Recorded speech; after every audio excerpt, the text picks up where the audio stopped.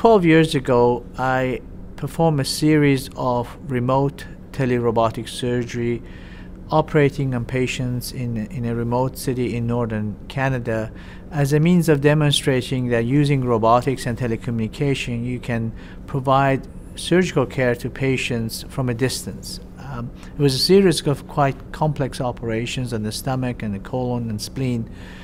During some of the first series of surgeries, we had representatives from the NASA and Kennedy Space Agency who, after observing a couple of the surgeries, put a challenge to me: can you do this in such a remote location when there are no other, it's not a hospital in there?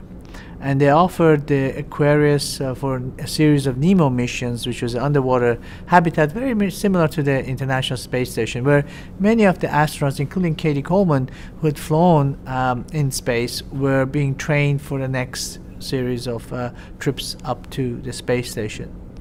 And we did a series of experiments to see how far can we stretch the limit of telesurgery, and we recognized beyond a certain point of time delay, as you would experience with International Space Station, a moon base, or a Mars mission, you are going to require some degree of automation and autonomy. And out of those experiments developed a series of plans for developing robotic systems for medical care, which can incorporate some of that automation and autonomy. We've been working with the same company which has made all the Canadarm and the arms, the robotic arms currently on the space station, the Dexter. And so many of the engineering and the software which had gone into developing those arms for NASA was what was used to develop a series of robots which can use imaging modalities to perform various surgical tasks in an automated fashion.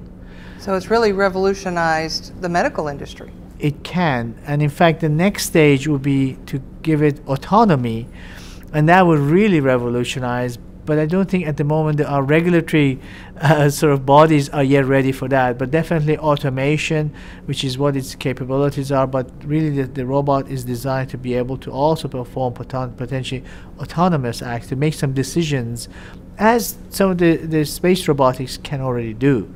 So I think it's the next phase in the evolution. From IGAR, it can be adapted to a number of treatments. The first application is for early detection and treatment of suspicious breast lesions in women with high risk of developing breast cancer.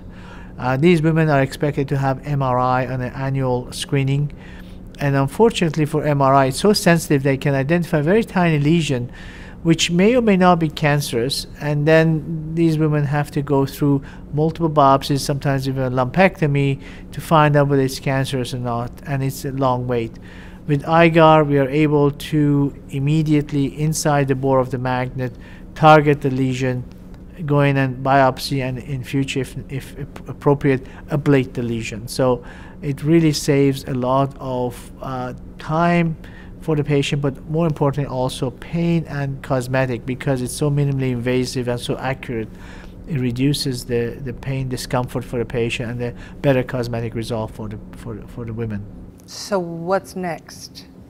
Next is actually hopefully getting the system to a commercial end, to sort of this can go into production and actually into impacting patient care.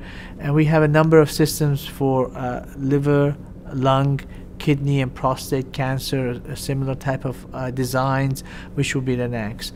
And as I said, my dream is to actually get all of these systems into an autonomous mode, to look at how medical robotics can function in an autonomous mode, still not replacing the surgeon or the physician, but being able to take advantage of the capabilities that a robot can bring to healthcare.